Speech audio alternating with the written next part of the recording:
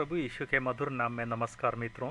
आज मैं व्यावहारिक जीवन से संबंधित एक बहुत ही महत्वपूर्ण विषय की चर्चा आपसे करना चाहता हूँ। इस विषय के बारे में हर विश्वासी को मालूम होना जरूरी है। खासकर यदि आप एक नए विश्वासी हैं तो इस विषय के बारे में जानना आपके लिए बहुत जरूरी है, क्योंकि आत्मिक जीवन का विकास और आत्मिक जीवन में आप जो कुछ करेंगे सारे जीवन भर वो इस विषय के जानने के ऊपर काफ़ी कुछ निर्भर करता है। विषय है आत्मिक वरदान या आत्मिक जीवन में प्रभु जो वरदान विश्वासियों को देते हैं। आत्मिक वरदान के बारे में जब हम बात करते हैं तब हो सकता है आप एकदम से कहें कि भाई साहब मैं ना तो पादरी हूँ, ना ही प्रचारक हूँ, ना ही किसी तरह से बाइबल टीचर इत्यादि हूँ, इसलिए मेरे जीवन में किसी तरह का कोई आत्मिक वरदान वगैरह नहीं है, बल्कि मैं तो एक साधारण सा विश्वासी हूँ। जल्दबाजी में इस तरह से ना तो सोचें ना करें, बल्कि हम ये देखें कि परमेश्वर का वचन इस विषय के बारे में क्या कहता है। परमेश्वर के वचन में मुख्यतया 4 भाग है जहां आत्मिक वरदानों के बारे में कहा गया है। ये चारों भाग याद रखना काफ़ी आसान है। पहला हमको मिलता है रोमियो की पत्री और उसके 12वें अध्याय में। दूसरा भाग मिलता है पहला कुरिन्थियों 12, 13 और 14 में। तीसरा भाग मिलता है इफिसियों की पत्री 4थे अध्याय में। और इस विषय के बारे में चौथा हवाला हमको मिलता है पहला पत्रस 4थे अध्याय में। तो याद रखना आसान है। देखिए, रोमियो 12, पहला कुरिन्थियों 12, इफिसियों 4 और पहला पत्रस 4, इन चारों भागों से इस विषय का अध्ययन करें तो विषय के बारे में काफ़ी बातें स्पष्ट हो जाती हैं। लेकिन हम इस अध्ययन माला में इन चारों भागों को लेने के बदले इन चारों भागों में से एक को लेकर उसका अध्ययन करेंगे, और जब उसका अध्ययन पूरा हो जाएगा तो जरूरी हुआ तो अगली जो अध्ययन माला है उसमें बाकी पदों का अध्ययन करेंगे। पहला पत्रस 4:10 में हम इस तरह से पढ़ते हैं, हरेक को जो वरदान मिला है वह उसे परमेश्वर के विविध अनुग्रह के उत्तम भंडारियों के समान एक दूसरे की सेवा में लगाए। यहाँ पर काफ़ी सारे विशेष शब्द प्रयुक्त किए गए हैं और इनमें से हर एक शब्द का अध्ययन करना हमारे लिए जरूरी है। सबसे पहले वरदान या विशेष वरदान शब्द जो है उसको देख लेते हैं। परमेश्वर के वचन में वरदान शब्द का उपयोग ऐसी योग्यता के लिए किया गया है जो परमेश्वर ने अपने बच्चों को दी है। हम में से हर कोई काफ़ी सारे जन्मजात गुण और अवगुण को लेकर पैदा होता है। उन गुणों के समान ही हमारे आत्मिक जीवन में परमेश्वर का आत्मा या पवित्र आत्मा हमको कुछ विशेष योग्यताएं देते हैं या कुछ विशेष गुण देते हैं। इन विशेष गुणों को आत्मिक वरदान कहा जाता है। पहला कुरिन्थियों 12 का जब अपन विस्तार से अध्ययन करते हैं तो ये बात स्पष्ट हो जाती है कि आत्मिक वरदान कोई भी व्यक्ति चुनता नहीं है, लेकिन पवित्र आत्मा अपनी इच्छा के अनुसार ये आत्मिक वरदान अपने बच्चों को देते हैं। तो शुरू में ही ये बात स्पष्ट हो जानी चाहिए कि जब कोई व्यक्ति प्रभु यीशु को उद्धारकर्ता के रूप में ग्रहण करता है तो पवित्र आत्मा अपनी इच्छा के अनुसार उस व्यक्ति की आत्मिक समृद्धि के लिए, उसके आत्मिक जीवन में बढ़त हो उसके लिए, और वो अपने आत्मिक जीवन में मन लगाकर परमेश्वर की सेवा कर सके उसके लिए उसको कुछ विशेष योग्यताएं देता है। इन योग्यताओं को आत्मिक वरदान कहा जाता है। ये आत्मिक वरदान के बारे में पहला पत्रस 4:10 में हम देखते हैं कि हर एक को जो वरदान मिला है, पहला ही शब्द है हर एक। इससे ये बात स्पष्ट हो जाती है कि आत्मिक वरदान हर विश्वासी को दिया जाता है और ऐसा कोई विश्वासी नहीं है जिसके जीवन में उसे कभी कोई आत्मिक वरदान ना मिला हो। आपने यदि प्रभु यीशु को अपने उद्धारकर्ता के रूप में ग्रहण किया है तो निश्चित जानिए कि पवित्र आत्मा ने आपको कम से कम एक आत्मिक वरदान दिया है। हाँ, वो वरदान आपने जाना है या पहचाना है या ढूंढ निकाला है या नहीं, यह आपके ऊपर निर्भर करता है। लेकिन जहाँ तक पवित्र आत्मा की बात है, पवित्र आत्मा ने आपको कम से कम एक वरदान दिया है। परमेश्वर का वचन ही कहता है कि हर एक को जो वरदान मिला है, हर एक व्यक्ति को मिला है।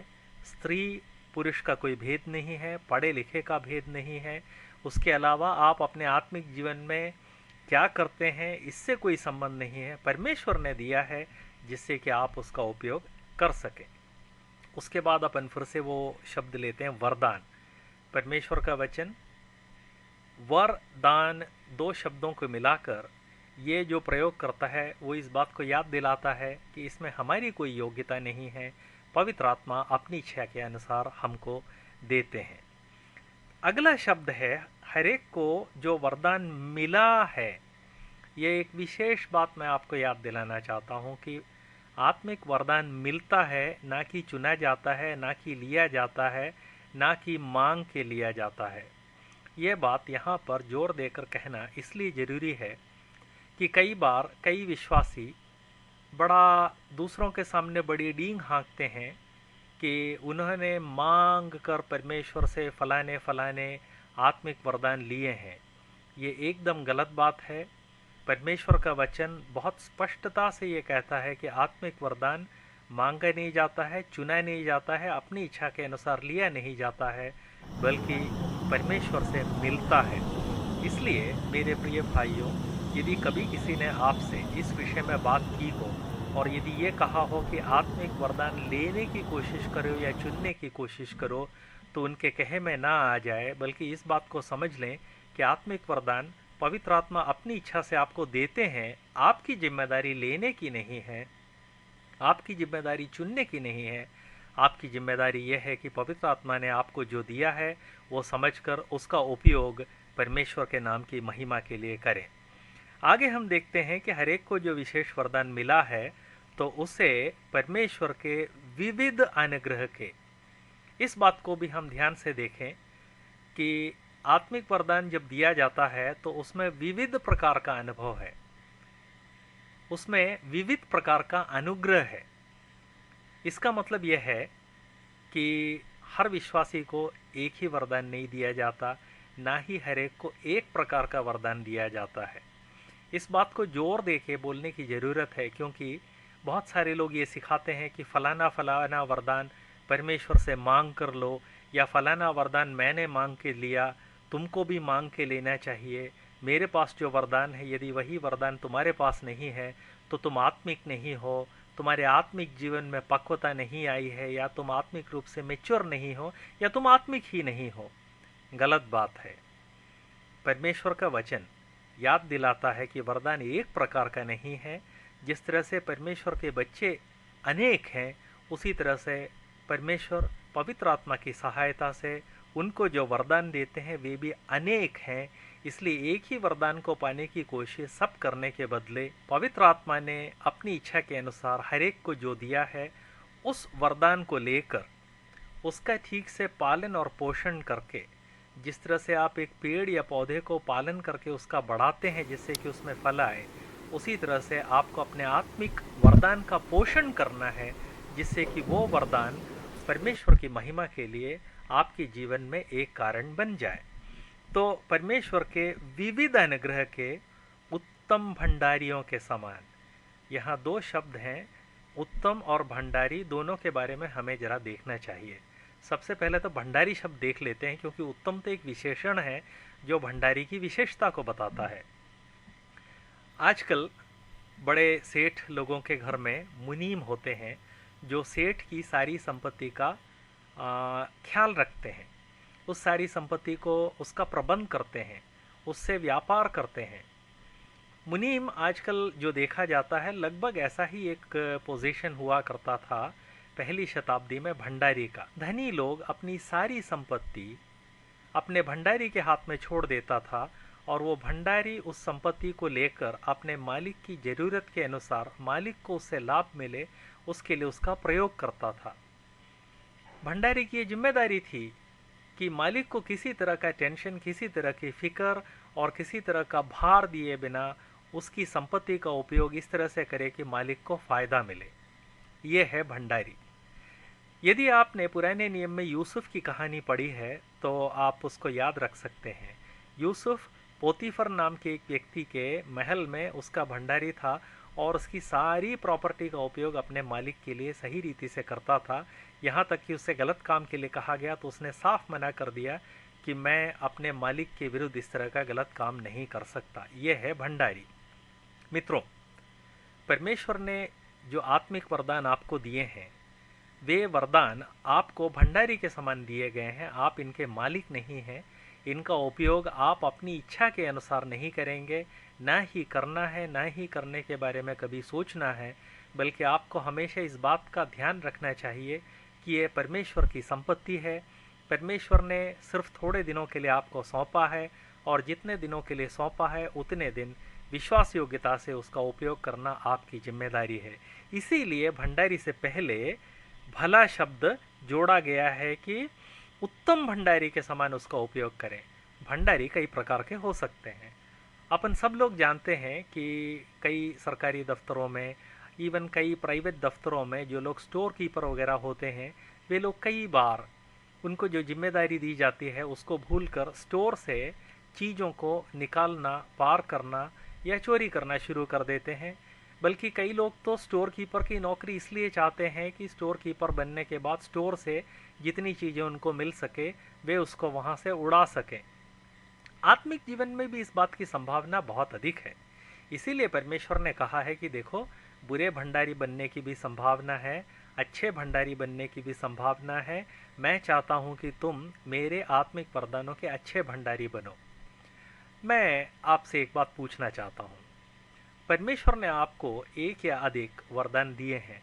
क्या आपने बहुत ही सूक्ष्मता के साथ, बहुत ही ध्यान से परमेश्वर ने आपको जो दिया है उसका सिर्फ भला उपयोग करने के लिए, बिना स्वार्थ के उपयोग करने की कोशिश की है क्या?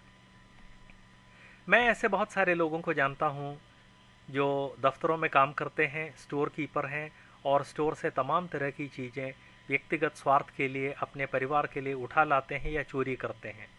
आत्मिक जीवन में भी मैं ऐसे व्यक्तियों को जानता हूं जिनको परमेश्वर ने तमाम तरह के आत्मिक वरदान दिए हैं, लेकिन इन आत्मिक वरदानों का प्रयोग वे लोग अपने स्वार्थ के लिए करते हैं। जैसे गाने का वरदान बहुतों को प्रभु ने दिया है। प्रभु चाहते हैं कि वे लोग उन गानों के द्वारा प्रभु की महिमा करें और अन्य लोगों को प्रभु की तरफ आकर्षित करें, लेकिन इन चीज़ों को नज़रअंदाज करके वे लोग उस गाने के वरदान को कमाई का एक जरिया बना लेते हैं और तभी गाते हैं जब उनको पैसा दिया जाता है, और वो भी थोड़ा बहुत नहीं, अपनी हैसियत के अनुसार वो जो मांगते हैं। जब तक वो पूरी तरह से नहीं दिया जाता है या जब तक पाई पाई उनको नहीं दिया जाता, वो नहीं गाते हैं। ये है भंडारी, बुरा भंडारी। प्रभु ने उसको सौंपा है लेकिन वो उसको अपने स्वार्थ के लिए उपयोग में ला रहा है।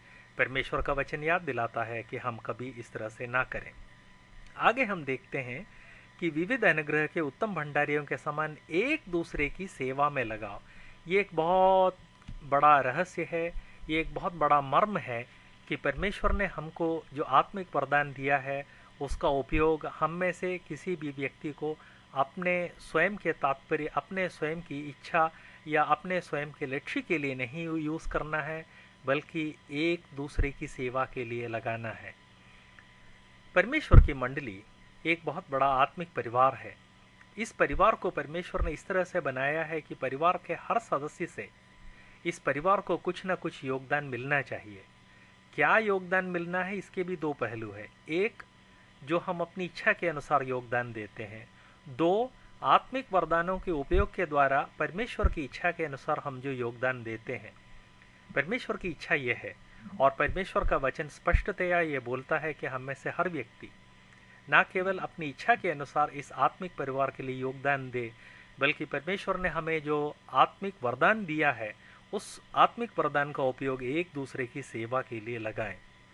मित्रों, जितनी बातें हमने परमेश्वर के वचन से पिछले लगभग 10 मिनट देखी हैं, उनके आधार पर मैं आपसे कुछ बातें पूछना चाहता हूं। पहली बात, क्या आपने इसके पहले इस बात को जाना है कि आत्मिक वरदान जैसी कोई चीज़ नहीं होती? क्या आपने इसके पहले जाना है कि आत्मिक वरदान जैसी भी कोई चीज़ है? यदि नहीं जाना है तो मेरा सवाल यह है कि जब परमेश्वर का वचन स्पष्टता से इस विषय के बारे में कम से कम 4 जगह कहता है, तो उसको आपने नज़रअंदाज क्यों किया? उसको ना जानने के बारे में आप क्या बहाना बना सकते हैं? याद रखिए, आत्मिक जीवन में हम कोई बहाना नहीं बना सकते। यदि किसी चीज़ के बारे में परमेश्वर का वचन स्पष्टता कहता है और उसके बारे में हम नहीं जानते हैं, तो हमारी लापरवाही के कारण है। दूसरा प्रश्न, यदि आप आत्मिक वरदानों के बारे में इसके पहले जानते थे, तो सवाल यह है कि क्या आपने अपना आत्मिक वरदान ढूंढ निकाला है? यदि नहीं ढूंढा है तो उसका क्या बहाना है? कोई बहाना नहीं बना सकते, सिर्फ लापरवाही के कारण ही ऐसा होता है। हाँ, यदि आपने ढूंढ निकाला है तो मेरा अगला प्रश्न ये है कि क्या आप उस ढूंढे हुए, जाने हुए, पहचाने हुए आत्मिक वरदान का उपयोग परमेश्वर की सेवा के लिए उपयोग में लाते आए हैं? क्या उससे आप परमेश्वर की सेवा करते आए हैं? क्या आप ये कह सकते हैं कि मैंने अपने आत्मिक वरदान का उपयोग परमेश्वर की सेवा के लिए तन मन धन से हर तरह से समय देकर किया? मैं एक कहानी आपको सुनाना चाहता हूँ। मैं जिस शहर में रहता था, वहाँ हमारे घर के सामने ही शाम को रोज शाम को एक भिखारी आकर भीख मांगता था। बड़ी दयनीय आवाज़ में भीख मांगता था। काफ़ी पैसे उसको मिलते थे, लेकिन उसका भीख मांगना बंद नहीं हुआ और उसी दयनीय आवाज़ में वो मांगता रहा। उसकी आवाज़ सुन के ही लगता था कि इस आदमी की हालत बहुत ख़राब है, इसकी मदद कर दो। कई साल इस तरह से भीख मांगता रहा। रोज़ उसको पैसे मिलते रहे। एक दिन अचानक वो मर गया। उसका कोई नाते रिश्तेदार नहीं था और घर से जब बदबू आने लगी तो पुलिस आई, म्यूनसिपैलिटी वाले आए, उसका शव शरीर वहाँ से ले गए। उसके कमरे की तलाशी ली गई जिससे कि पता चले कि क्या बचा है। तो लोगों को ताज्जुब हुआ। उसका सारा का सारा गद्दा रुपयों से भरा हुआ था। उसका तकिया रुपयों से भरा हुआ था। अलमारियाँ रुपयों से भरी हुई थी। पेटी रुपयों से भरी हुई थी। उस घर में जहाँ भी कोई चीज़ रखी जा सकती थी, वो सारी जगहें रुपयों से भरी हुई रखी थी। स्पष्ट है कि यह सारा पैसा उसने भीख मांग के कमाया था। लेकिन सवाल यह है कि इतना सारा पैसा उसके पास होने के बावजूद क्या उस पैसे का उसने सदुपयोग किया? कभी नहीं। वो जिंदगी भर एक भिखारी का जीवन बीता रहा। वो जिंदगी भर एक भिखारी का जीवन बिताता रहा, जबकि वो आराम से एक अच्छा मकान बनाकर आराम से रह सकता था और सुख और चैन की जिंदगी बिता सकता था। उसने नहीं बिताया, नुकसान उसका है। मित्रों, हम में से जो भी व्यक्ति अपने आत्मिक जीवन में परमेश्वर से मिला हुआ वरदान है उसका उपयोग नहीं करता है, हम भी इसी तरह से जीवन में बहुत नुकसान उठा रहे हैं। फ़र्क यह है कि उस भिखारी का जो नुकसान था वो तो सिर्फ इस दुनिया का नुकसान था। वो चला गया, कहानी ख़त्म हो गई। लेकिन मैं और आप यदि अपने आत्मिक जीवन में परमेश्वर के द्वारा दिया गया आत्मिक वरदान ठीक से उसका उपयोग नहीं करते हैं तो हमें नुकसान इस दुनिया में भी होता है, आने वाली दुनिया में भी उसका नुकसान होगा। क्योंकि प्रभु हमें अपने आत्मिक जीवन में जितना मैच्योर, जितना परिपक्व देखना चाहते हैं, हमसे जो योगदान चाहते हैं वो हमने नहीं किया अपने जीवन में, उसका परिणाम हम हमेशा अपने जीवन में याद रखेंगे। याद रखिए, उस भिखारी का नुकसान सिर्फ इस लोक का नुकसान था। हम यदि अपने आत्मिक वरदान का उपयोग नहीं करते हैं तो हमारा नुकसान इस दुनिया में भी है, अगली दुनिया में भी है। आज मैं आपको याद दिलाना चाहता हूँ, आपने जिस क्षण प्रभु यीशु को मुक्तिदाता के रूप में ग्रहण किया, उसी क्षण पवित्र आत्मा ने आपको कम से कम एक आत्मिक वरदान दिया है। उस आत्मिक वरदान को जानकर, समझकर उसका उपयोग करना आपकी जिम्मेदारी है। कैसे जानेंगे, कैसे समझेंगे? उसका उत्तर यह है कि जब प्रभु हमको आत्मिक जीवन में जो जो अवसर देते हैं, उन अवसरों का उपयोग हम विश्वास योग्यता से करते हैं तो हमारा आत्मिक वरदान क्या है यह क्रमशः व्यक्त हो जाता है। और जब क्रमशः व्यक्त हो जाता है तो दूसरे लोग भी समझ लेते हैं, हम भी समझ लेते हैं कि हमारा आत्मिक वरदान क्या है। और एक बार समझ लेते हैं तो उसका ठीक से परिपोषण करना, उसका उपयोग करना हमारी जिम्मेदारी है। इन बातों के साथ ईश्वर की स्तुति हो। हम नियमित रूप से काफ़ी सारे बाइबल स्टडीज प्रोड्यूस करते रहते हैं जिससे कि आपको पर्याप्त आत्मिक भोजन मिल सके। उसका लाभ उठाना मत भूलिए। प्रभु हर तरह से आपकी मदद करे।